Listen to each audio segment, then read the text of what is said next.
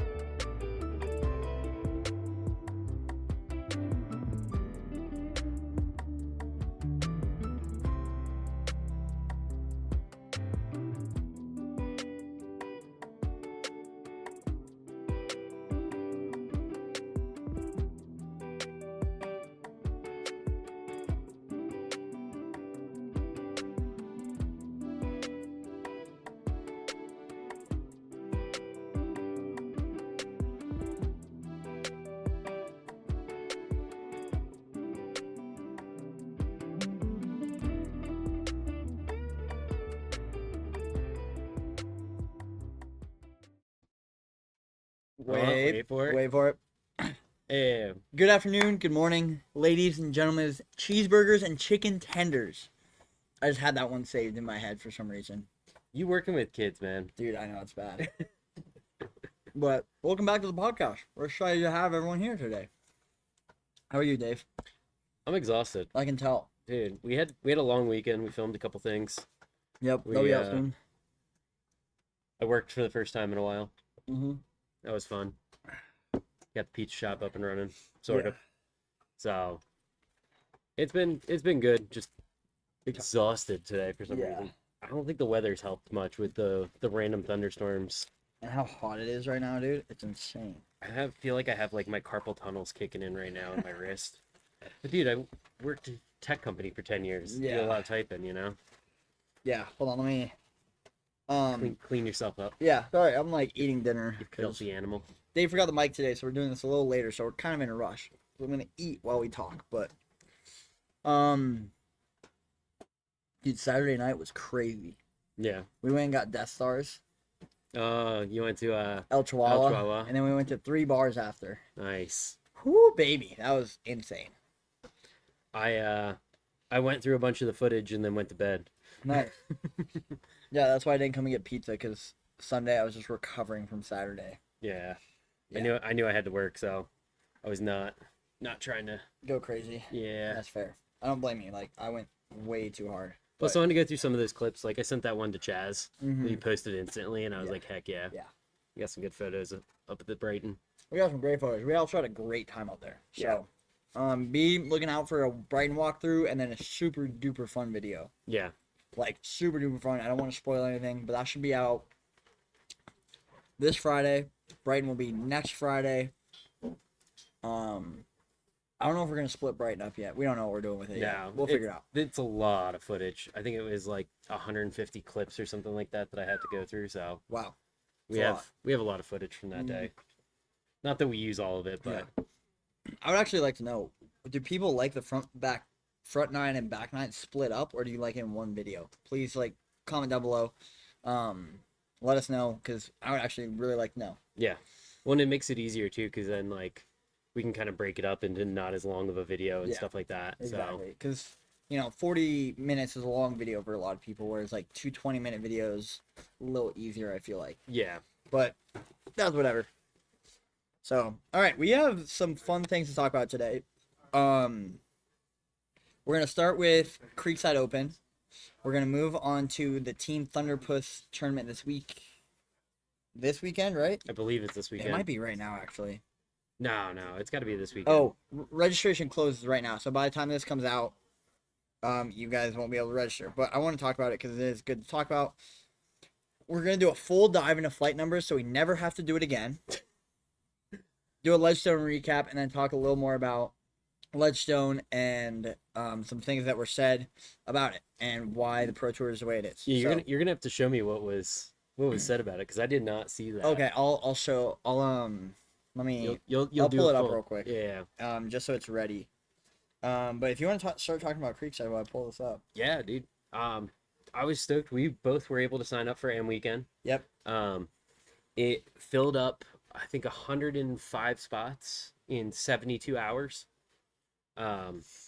So lot of people excited to play Creekside Open, which is fun. Yep. It's kind of interesting though to think about like the different tournaments, right? Like we just had Solitude not this past weekend, but the week before that, which wasn't able to get filled up. Versus a tournament like Creekside that is still a 2-day instead of a 3-day, and it filled up in 72 hours, like instantly. Yeah, it was pretty crazy how that happened. I wonder if that's just, what contributes to that, right? Is it the fact that it is an AM tournament only, so like you don't have to worry about the pros or anything like that? Yep. It's the most popular course in Salt Lake by far. I think it's number 2 or 3 in the U.S. for popularity. Yeah, in like played. Yeah. Yeah. Like everybody here loves that course. So I think it just goes crazy when we're actually able to have a tournament there. Yep. So it'll be interesting to see how another round lays it out, how Ben does everything for it. Yep. But I'm always curious as to why so many people signed up for this, but yet it's hard to fill a lot of other tournaments in the area. Yeah. I think it filled up so fast because one, it has been going on for 26 years. It's a 26th edition of it. Yep. Another round is putting it on, so that puts more names into it. I know last year when I signed up, it was a few days after sign up, and I was like number 2 on the wait list and got bumped up like 2 days after I signed up. Yeah. And then just it being such a popular course, and it is only a weekend thing, I think that's what draws a lot of attention because those Friday tournaments, some people work Fridays and they can't get Fridays off. Yeah. I know there was one guy up at Solitude who took Friday off. I'm not going to spoil your name because I don't want you to get in trouble with work, but he took Friday off. His boss said no, and he still did it.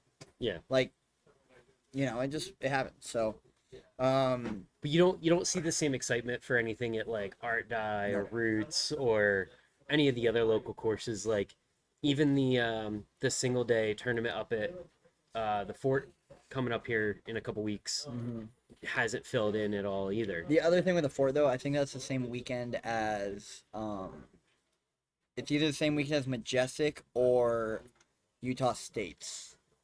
No, it's not States weekend because Then it's Majestic. they're both sanctioned, so It's it can't. Majestic Okay. weekend. Because it can't be a sanctioned tournament because the weird Utah thing where we can't have more than one sanctioned tournament a weekend. Yeah. In Utah, that's a whole nother Then it's Majestic. thing. Majestic Open is the same weekend as Utah State, or wherever that is. So Majestic Open, and yeah. Okay. So Majestic is 24th through 25th, and then NADG, that C tier at the Fort, is just Saturday. Yeah. And I get like those ones. That's more of like a qualifying tournament. Like you don't win anything for it. Yeah. Like, well, you do. You get an invite to go play in Texas, but a lot of people can't take the time off or don't want to drive down there. Yeah. Even if they do qualify for it. But it's still like a sanctioned tournament within the area that doesn't get filled in. Yeah. Right. Like. Do you think that partly has to do with Majestic? Because I think people like playing disc golf when they can go, drink a beer with their friends at Majestic and it not being sanctioned. But Majestic hasn't filled up either. No, Majestic only has 50 people at it, and the tournament up at the Fort has 30 people in it. Yeah. Creekside's already at 120 people with wait lists. Yeah. So clearly, people that have signed up for that don't want to play in other tournaments. Yeah. Like that's their one and done for the year or something like that kind of thing. Yeah. And there are plenty of people who do that. Like do 1 or 2 tournaments a year and are done. They're like, oh yeah, I just play Creekside or I just play the Fort or like Solitude or something like that, Yeah. and like that's my thing for the year kind of thing. But no, I'm always just curious as to why we don't have more tournaments fill in the same way Creekside does. Yeah, I don't know. I guess I just haven't been here long enough, but I feel like I see the same faces at all the tournaments I do, Hmm. or that I have done so far. Like I just see the same, I don't know, 20, 30, 40 people at every tournament I do. And then the people I met at Creekside last year, they're only at Creekside. Yeah, You know, because that was my first tournament last year, was Creekside Open. So yeah, we'll have to kind of wait and see what it'll be happens. interesting to. I mean, it'll be a fun tournament. It's always fun at Creekside. Yeah. Plus, we got states going on right before it, which Mm. Chaz is doing a good job of setting the layout Have you for Creekside and Brighton. have you signed up for states yet? I have not. I need to. I think I'm gonna do MA2 because I'll be honest. Like I was gonna do MA1 just because they play Brighton twice, but because MA2 plays Creekside twice, it is a little bit easier to like not have to drive up the canyon Yeah. twice. Brighton is a hard course. Like we just played it and doing 2 rounds up there from Sorry. probably all whites, if not whites and maybe a mix of blues he might do this year. Yeah. Like I think it's just going to be so tough that I'm not going to enjoy playing It. Brighton twice. And I think the Creekside layouts will be interesting. Yeah. I think Ben and Chaz have some interesting things planned for Utah States. Because we saw them when they were planning out what they want to do with the course Well, with someone. Ben wants to do like something completely different with Creekside. Like it's not going to be normal Creekside 18 for the Creekside Open I'm tournament. down. Because that kind of like one of the things that we talked about with Scott Stokely Hmm. was your home course has a 4-stroke advantage Right. over everyone else. No matter how like good you are, if you're the same rating as someone, that person's going to shoot 4 strokes better just because they know the course and where not to mess up and where you can mess up. Yeah. So I think that's going to take that 4-stroke advantage and shrink it a lot. I don't think it's going to eliminate it though. No. So It's still creaky. You still know the trees. You know the gaps. mm-hmm. Like playing up at Solitude Open caddying for you and seeing how many people on certain holes take different lines that I'm like, why would you ever go that way? It's Yeah. such a tight gap, and they're like, it's the only one you could see. It's like, yeah, but there's like if you There's play the course enough, you start seeing like all the weird gaps in the sky and everything else. a thing that I like consciously want to start doing because I do it subconsciously, but I don't think about it. Is when I'm at the basket to look back at the tee pad Hmm. because you like I'm like, dude, I don't understand this shot, and then we get to the pin, and I look back up, I'm like, oh my god, that makes so much sense, Yeah, right? I want to consciously start doing that and like bring that into my game a little more. yeah, especially when you're in the trees, because like I said, sometimes you just don't see it, and you're like, how the hell did my disc get through that gap? And then Yeah. you walk down there, and you're like, oh, that gap's 40 feet wide. Like Mm-hmm.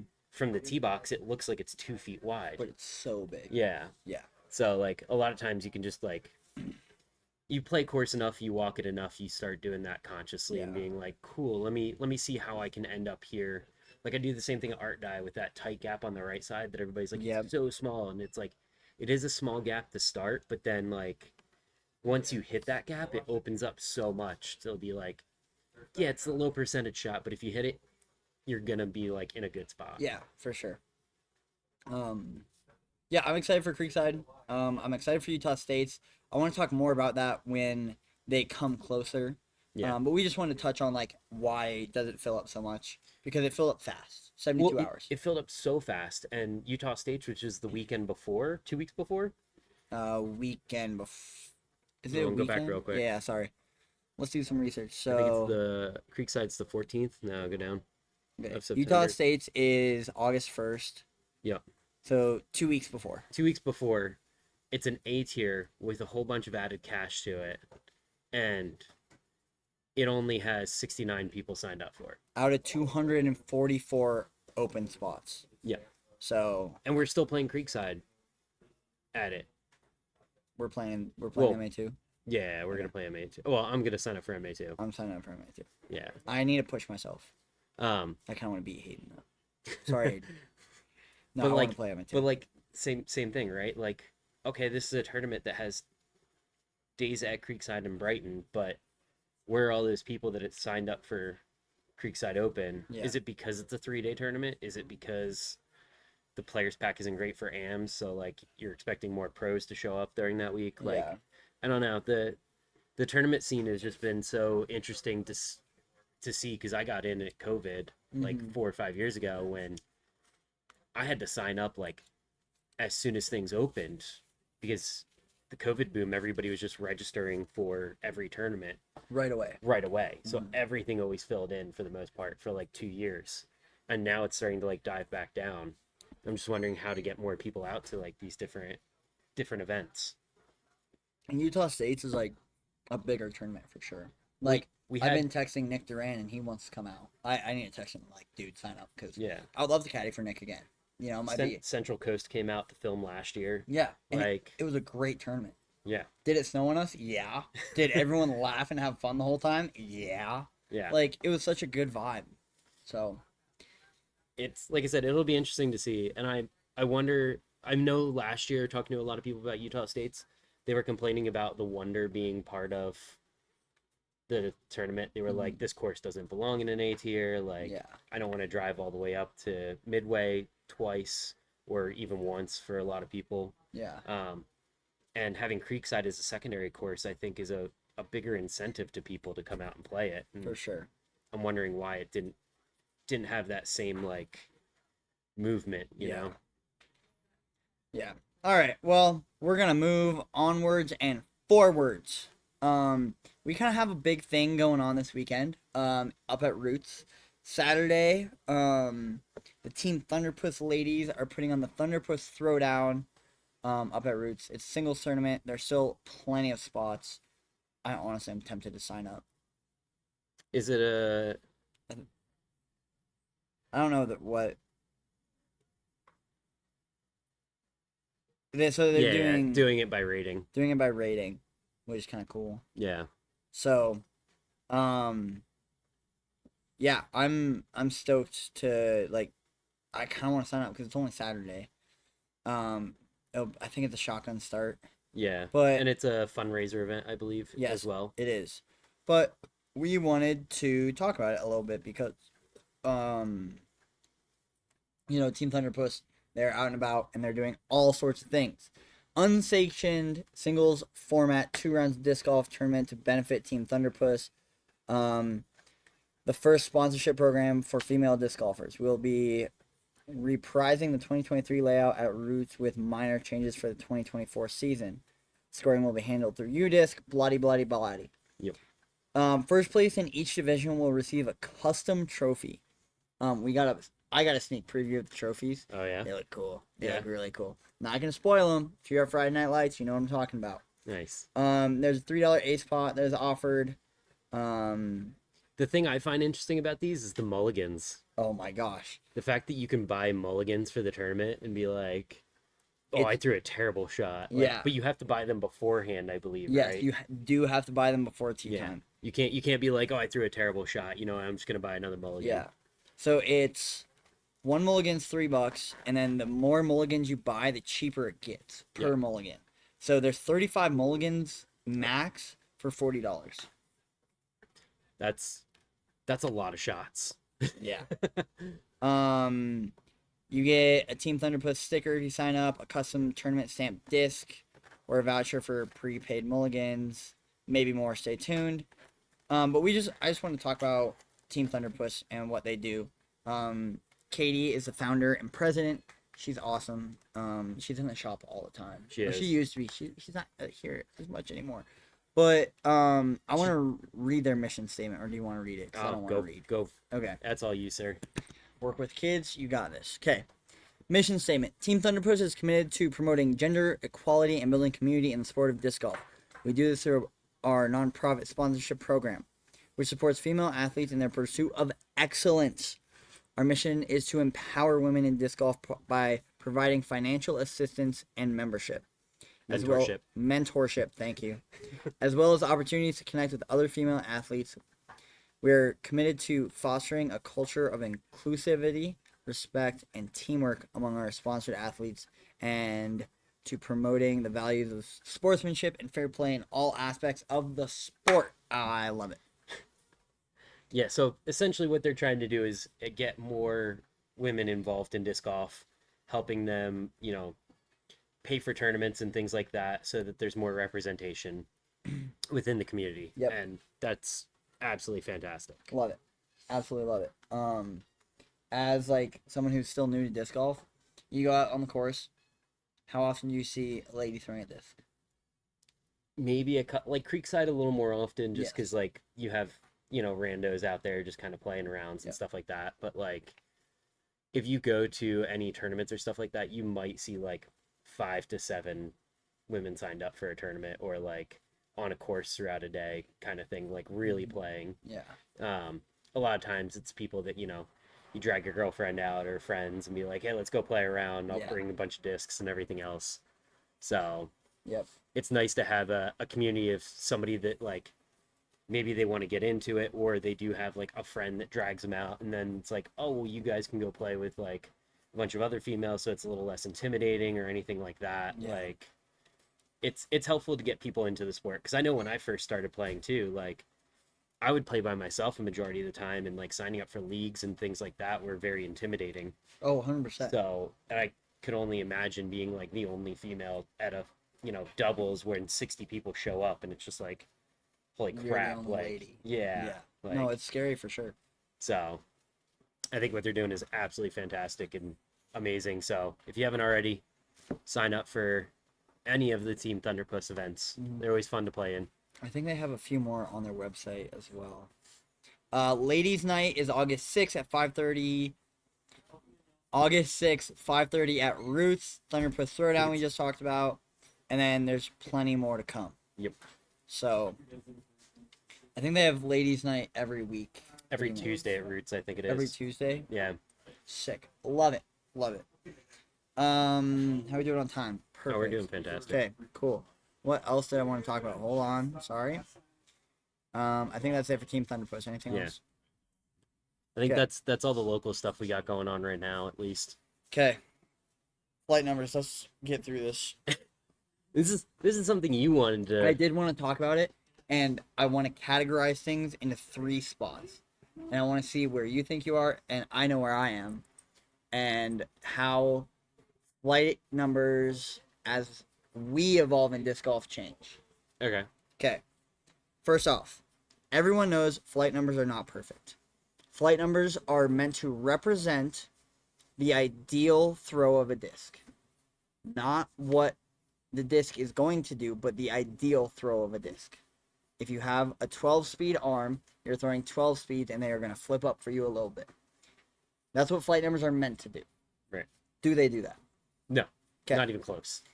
Have you played the new disc golf like Wordle game? No. I found it today. I had so much fun doing Oh, it. we're gonna have to do one of those. Do you want to do it right now? No, we'll do we'll it do- at the we'll end. do it at the very Yeah, end, We'll okay. do it at the end. So, I don't want to spoil it for you, but my first word, I was very close to figuring out what the disc was. Okay. But the flight numbers were just a little off, and it's like, it'll tell you if you're right or wrong with manufacturer, speed, glide, turn, and fade, that Okay. kind of stuff. And I got my speed right, and my finish right. But the turn right, but the finish was wrong. Anyways, played that, had a super fun time doing it. But flight numbers are a guide, and I feel like as I've evolved through disc golf, I look at flight numbers less and less, and more just look at general, like ask people about general stability. Right? Like, Yeah. The exodus you gave me, for me that thing was not at 0.5, it was at a 0. It just flew straight. Yeah. But now, either I'm huge or I beat it in, and it's now flipping on me to that 0.5. A little bit of both. Yeah. Yeah. And then you have my pipeline. One of my pipelines is super flippy, same run. The other pipeline, just different color, is straight stable. Yeah. So You've also thrown that one a little bit less, but still, Yes. like out of the box, they were different discs essentially. but they were the same disc, same flight numbers, Right. Same manufacturer. I mean, look at the vision time lapses versus the proto time lapses. Not even close to the same disc. Like one is basically a 0.3 and one is a -3.2. Yes. Like I mean, you're not wrong. No, it's true. And that's even with like slower arm speeds. Like a Simon arm speed, those Fission ones might as well be rollers. Yeah. Like for you and I, we're flipping and turning those things. Like, and that's not necessarily what the time lapse was meant to represent. It was supposed to be like A destroyer. a people's destroyer. And what did it turn into? It turned into the Tour Destroyer. Yeah. Well, the first run did. Yeah, definitely. And then the second run went to the beginner's destroyer. Yeah. So definitely interesting things to think of, but also different manufacturers flight their discs differently. Yeah. And I have three companies in mind. I have Innova, I have Clash, and I have MVP. Okay. I think Innova has the best beat in flight numbers. Depending, like, at least from the recent stuff I've seen, Right. the beat in, it's going to fly like that. Okay. Clash has the best out of the box flight numbers. Yeah. At least up at elevation for us. For what we've seen, especially with a lot of the stuff that I've gotten, absolutely. Like in their steady plastic and everything else like that, most of their stuff does exactly what I expect it to do based on the numbers. MVP is more stable than their flight numbers. And I want to say this very carefully. I don't think it's the altitude. I think they're making their discs for the pros. I don't think it's necessarily that. I think a lot of their early molds, especially, were, getting an MVP disc with a dome was impossible for a while. And the flatter it is, the more the profile kind of tended to be. The shoulders were all a little bit higher than you expected, I feel like. So a lot of people ended up getting like discs. Like I had a Relativity thinking, oh yeah, it's a 14.5 speed, it'll go really far, and it's a neg 3, so it should be flippy. Yeah. And the thing was just a beefcake. Yeah. Because it was A, it was board flat. B, I can't throw 14.5 speed discs. Yeah.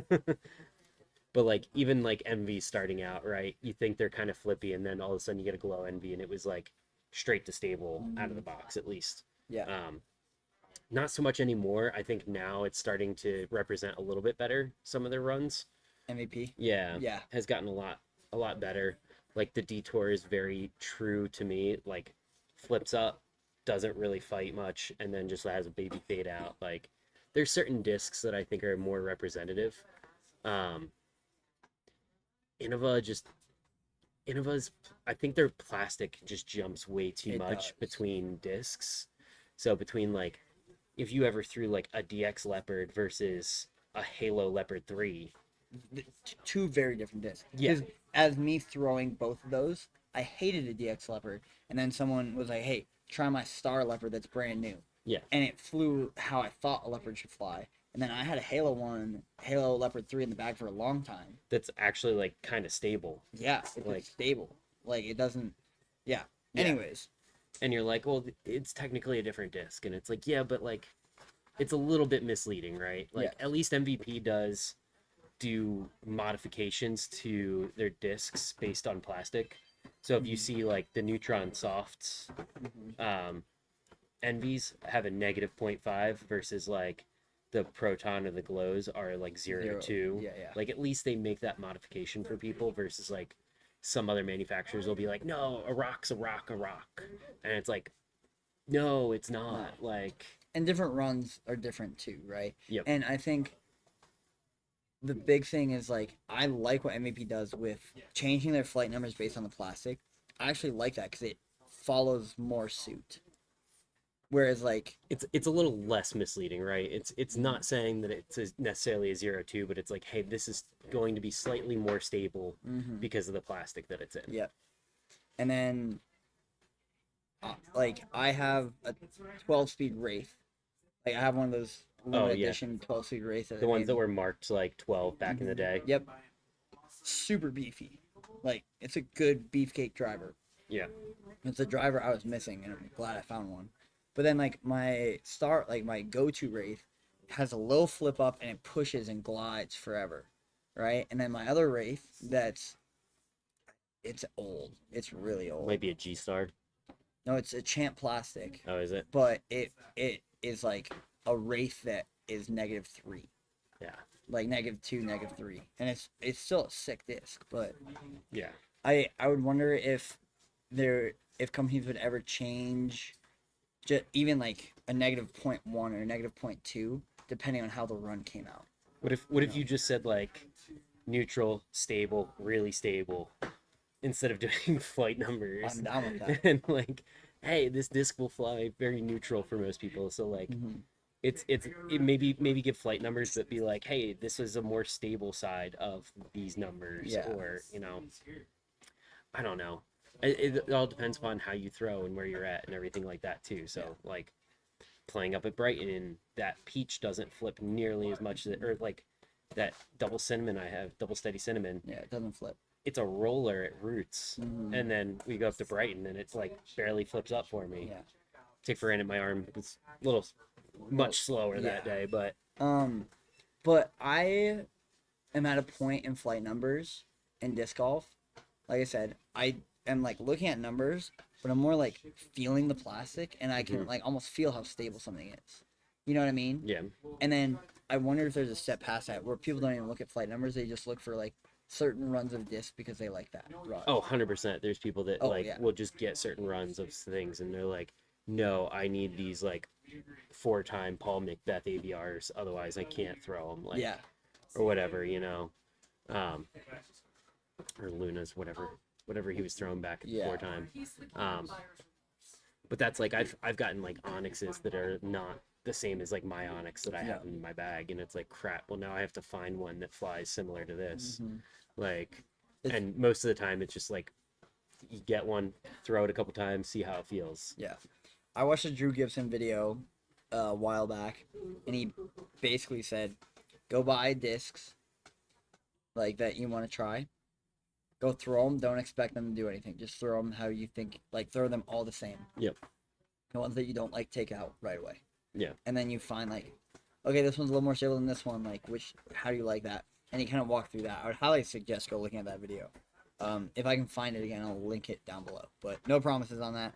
Well, and that's how I played as a newer player, right? Like, I was throwing like a flippy, like a Blizzard Wraith was my, like 156 Blizzard Wraith was my distance driver that was like stable. Yeah.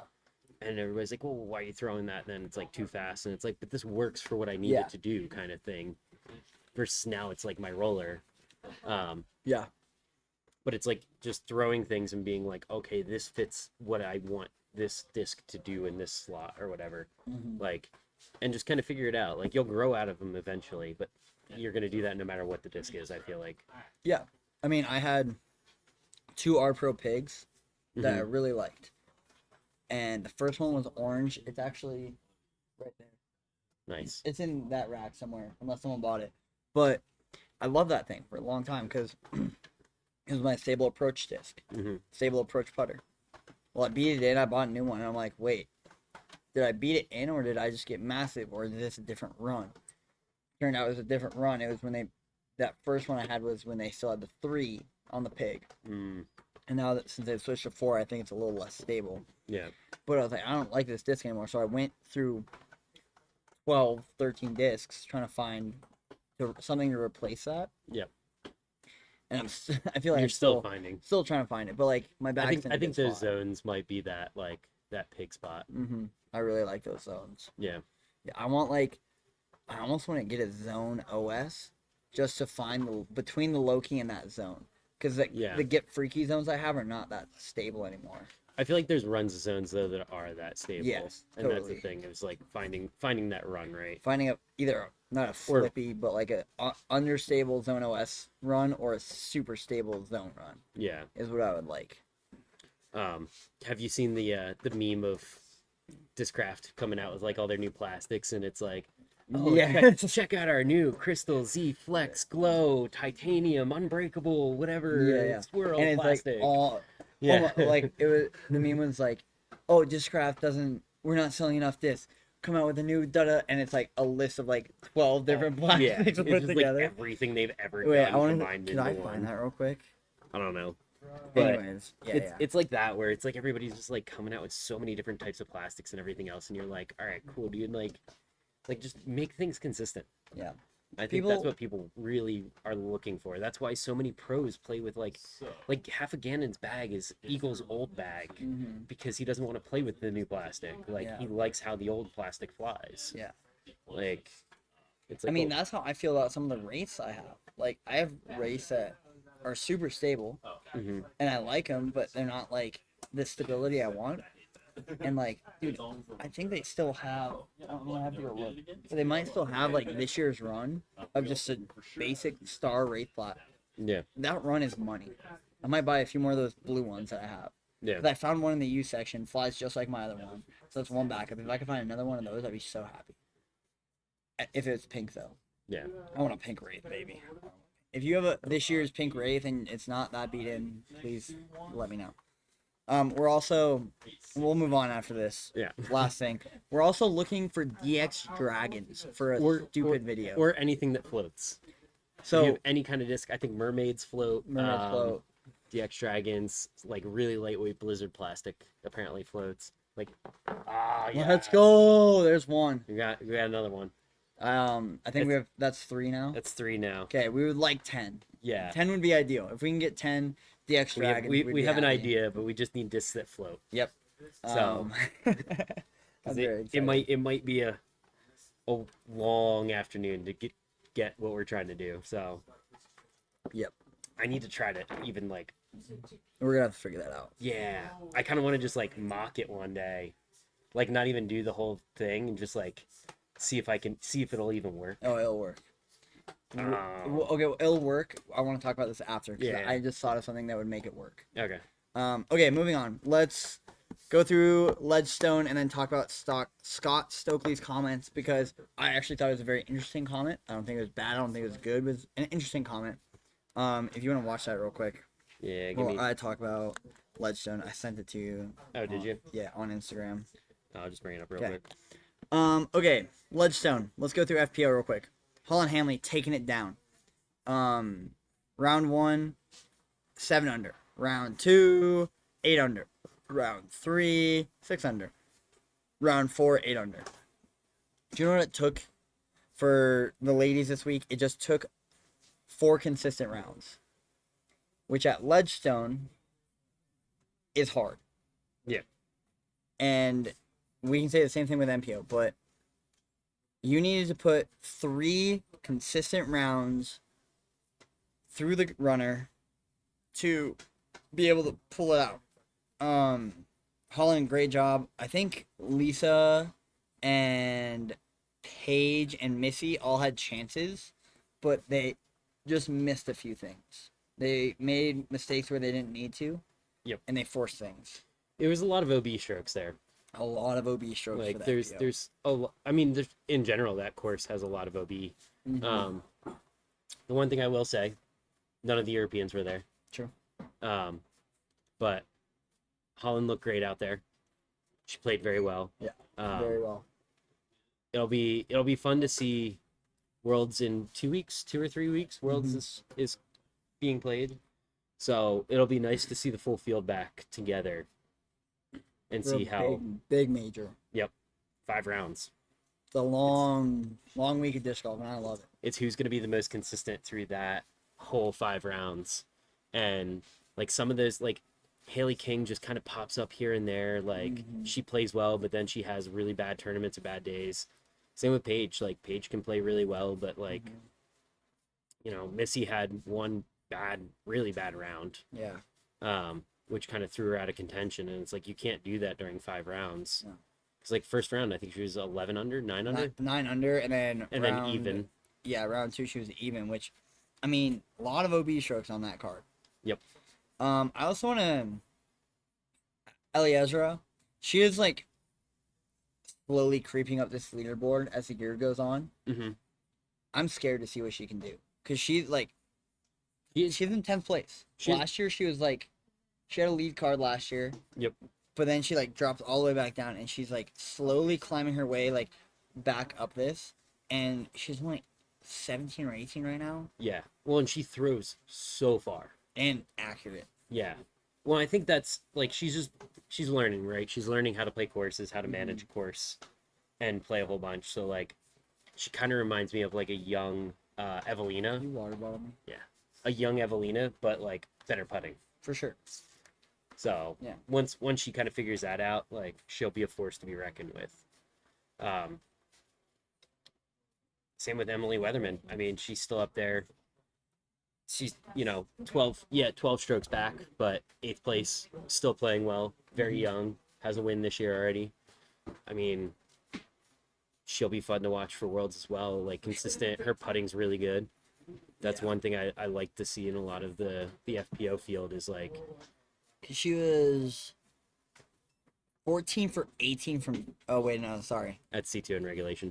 She's 8 for 9 in C1 putting, and then 1 for 5 in C2, which is like pretty good for FPO. Yeah, final round. Yeah. So, all right, MPO. Before we go to the top, there are some big names that didn't even make the cut. Well, so it was apparently super hot out, Mm-hmm. and James Proctor dropped out from heat exhaustion.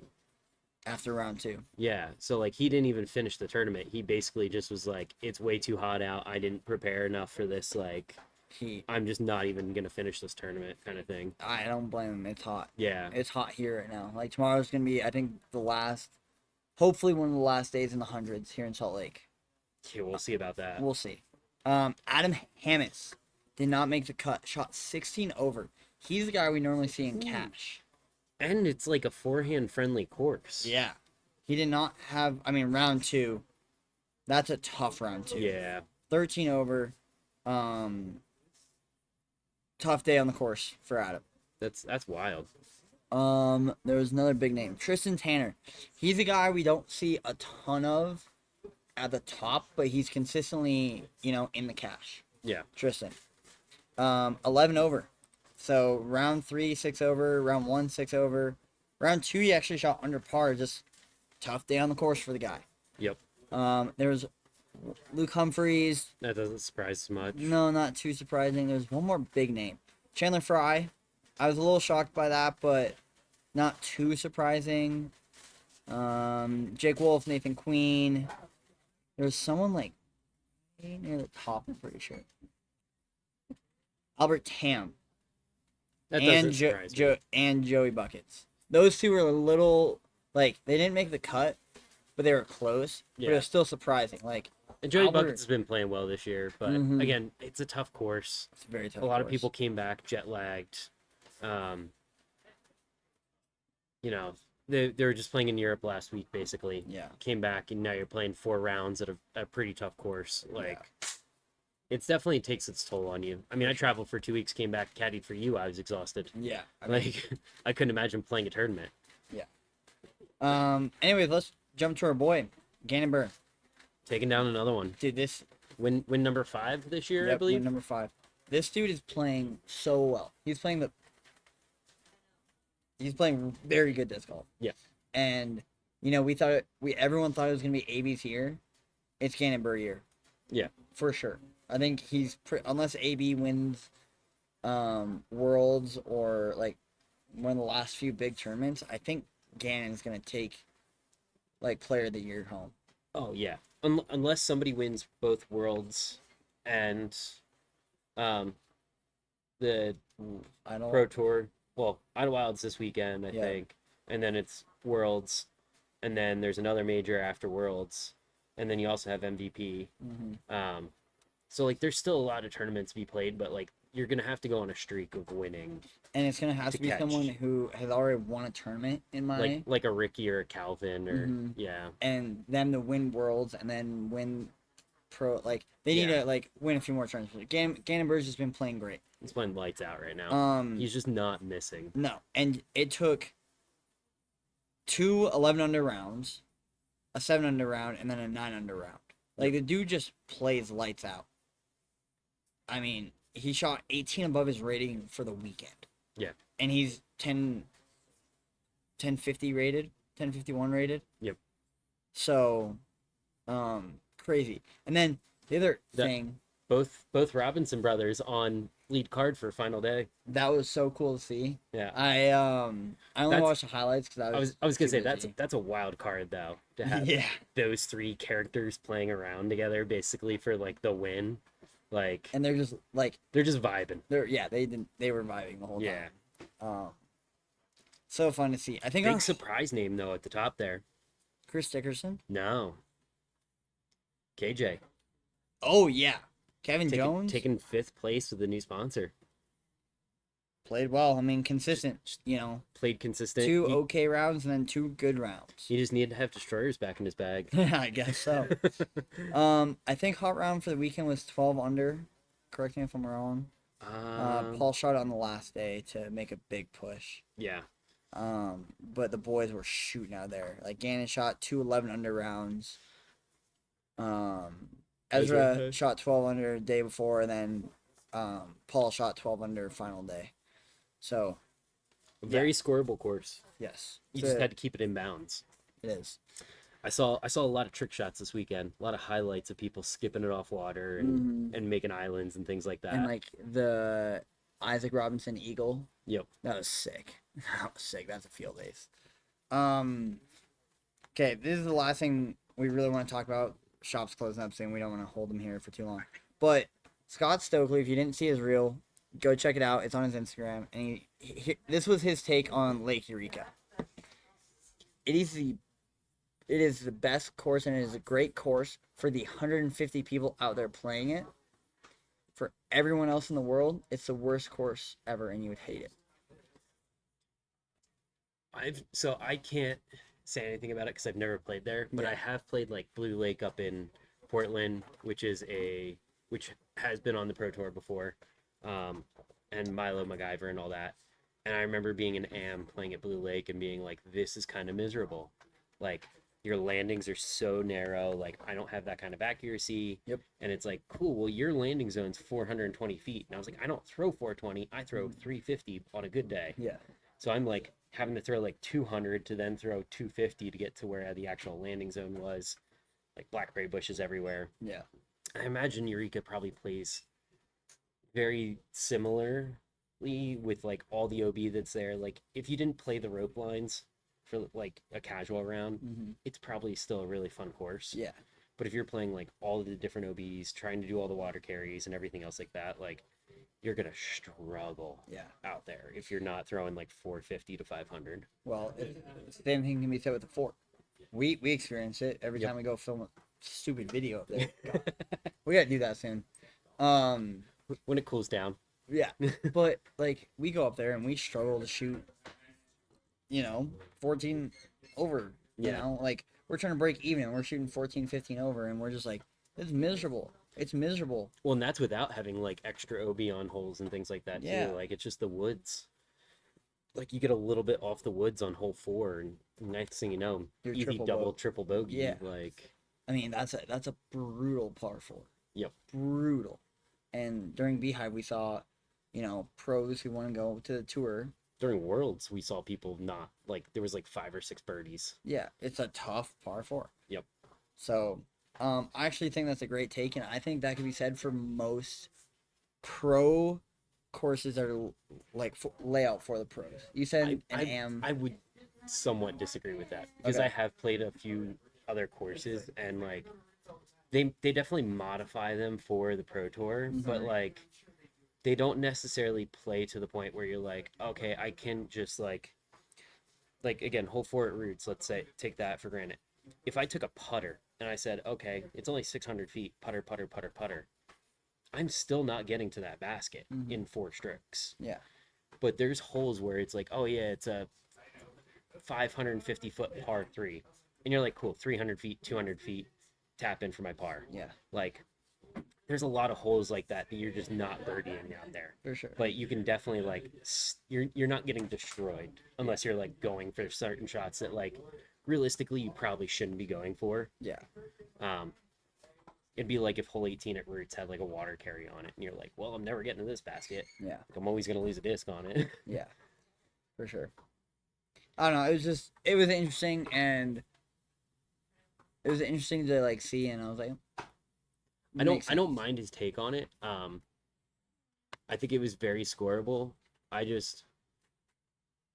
think we need a nice mixture of different courses. I liked Eureka because it forces people to throw different shots. It did get boring over 4 rounds though. Yeah. Just like watching people throw the same ones. And I think that's where the Pro Tour kind of struggles a little bit with some of their events, is they have started to get a little like stagnant, where you're like, okay, their lead cards, like there is a run for lead card, but at the same time, it's like it's the same course now for the fourth time. Like, Mhm. I want to see like different pin locations or different tee locations or something like mix it up a little bit. Well, they took our idea. Did you see that? Sort of. They took 2 pins Yeah. on. I want to see them do more though. Yeah, no, Like, for sure. I did too. because like those 2 pin movements didn't really do a whole lot to those holes. No, did you see Ezra or Goose's practice round? Mm-hmm. I can't remember which channel it was on. They're like, yeah, I can throw the same shot for both these pins and still be in like the edges you want. Yep. It's like, cool. What's the point of moving the pin then? Yeah. Like, you gotta do something kind of drastic. I feel like. Yeah. And I think they're scared of like doing something like that where it's like a completely different hole. Yeah. Because then people are like, oh, where does it go today? Yeah. I kind of like that. Yeah. It's interesting for sure. Yep. So. All right. We're gonna do one thing before Disc of the Week. What was it? The Discordle. Oh, Discworld. Yes. Here. We'll pull up. I can bring it up on mine. Okay. What is the Disc. Hold on. Let me pull up the messages. do you know what a Discordle is, Chandler? Distal. I already did it today. No. Hold on, let me pull it up. Hold on.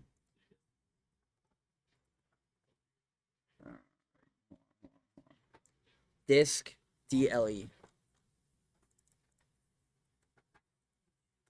No space. DLE. Oh, DLE. I know what I'm doing. No, Don't you worry. don't. Sorry, guys. Dave is. There we go. That it? Hey, okay. All right. So it has manufacturer, speed, glide, turn, and fade. Okay, so you just guess a disc then. Yeah, guess to the put disc. in. Okay.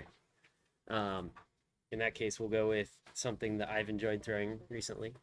Is my Oh, you gotta close it. yeah. Yeah. I don't care how to play. But you guys, So I'm going with Discraft Malta. okay? It's a 5-speed, so if it's mid range, it'll give me that. But it's overstable, so like fade has a 3. It's pretty common. Mm-hmm. Oh, that +1 though. Nobody's gonna have that +1, but Just go Yeah, for it. yeah, I just want to see.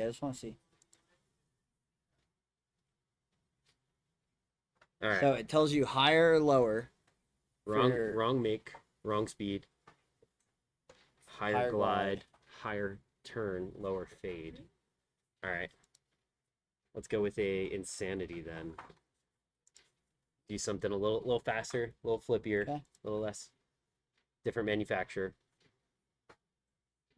All right, faster speed, faster glide, lower turn, and higher fade. What the? Dude, So it's got to be like a neg 3-2, neg 4-2, No. but like a lower meaning it's needs Oh, to be oh. like it's higher than -2. So it's like -1 or 0. but then it would be higher, not I know lower. it's confusing. Don't worry, it confused me too this morning. Okay. That's not how the number line I works. know. Okay. So it's got to be like a neg 1 or a 0 with a higher fade and I'm gonna faster. eat more of this burrito while you do Oh, this. man. I think we're just turning into a food and disc golf channel. Who has 6 glide? Mm-hmm. That's the real question. What discs have 6 glide on them? I'll tell you this. No, I want you to have one more guess. Yeah. Because that's really what it comes down to. If the glide's higher than 5, it's got to be 6. Yeah. So it's got to be, and it's a faster disc. Mm-hmm. I think an Onyx does not have 6 glide. I don't want to help you at all. 'Cause I didn't have any help. It's not Discraft, so I know that much. Mm-hmm. It's not MVP. Nope. It could still be Axiom. Do they separate out like? I don't know. I didn't get that far Okay. into it. I'm sorry. So it's probably Innova Latitude. I don't know any Latitude with 6 glide. Innova. Oh man. I have no idea what disc has 6 glide. You got this. I know you got this. I want to give you a hint, but I I'm want like you to looking guess. around. I'm looking around the shop. now. Yeah. Because I do have a hint for you that might help you, but it might not help you. No, don't tell him. Not yet. I want him to struggle a little bit because I was struggling this morning. I'm gonna do this for fun. He guessed the Gorgon. Okay, so it's not Innova, Nope. but it is You 6-speed. It's Do faster. have one of these. I have one of these? You do have one of these. Do I throw it? Yeah. The frick do I throw? So It has 6 glide. it took me. I got it on my 3rd try, or my 4th try. Yeah. But I did have to do some research because my first guess was so close that I guessed a few other that were exactly like it, and I Right. could not figure it out, so I had to research it. Okay. But you do have one of these in your bag. I have one in my bag. It's faster than a 10-speed. Yep. It's not Innova, MVP, or Discraft. Yes. The only other driver I have in my bag that's not those is a Havoc. Okay. A Havoc does not have 6 glide on it, though. What You okay? I did. Huh? It's not in your bag, but you do have one. Majesty? No. No. Because that's -2, so That's that doesn't -2. work either. I have one. You do have one. Me? Yeah. Hey, dude, I am blanking so hard on this. I love bid. this right now. I love this. Mostly just because I'm trying to figure out the manufacturer. I'll give you the manufacturer. How about that? No, because that's gonna give me the disc. Okay. Is it? It's, Can I give you the speed? no, because it's faster than 10, so it's got to be an 11, 12, or 13. So that's not that hard to figure out. Because Can I give you what color you have it in? No. 'Cause Okay. again, that's I'm gonna give not- it away. I'm just gonna sit here and eat my burrito and watch you struggle because I'm having fun. Ballista. I do have a ballista, but I don't throw it anymore. Nuke. You do have one of these. You I have don't a throw it. Nuke You OS. used to throw it a lot, but you don't throw it that much anymore. Nukes. At least I'm not like a 90% sure you have one. I know you had one at one point. Oh my god. I have to do one more guess just to get the manufacturer. Okay. I'm gonna go with the ballista. Just to get latitude out there.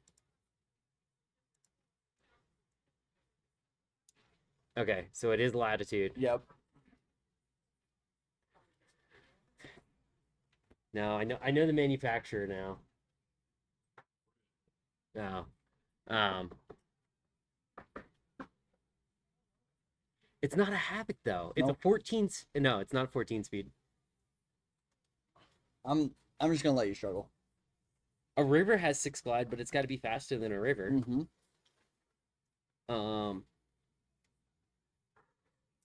Raider? I don't throw a No. Raider. Oh my Lanta. Is it a Strive? No. What Oh my God, Dave. what else do I throw that's in my bag? Dave, you're killing me. Killing me, dude. How is it not a Strive? I'm now I'm just looking through the shop to figure out what it is. Where'd it go?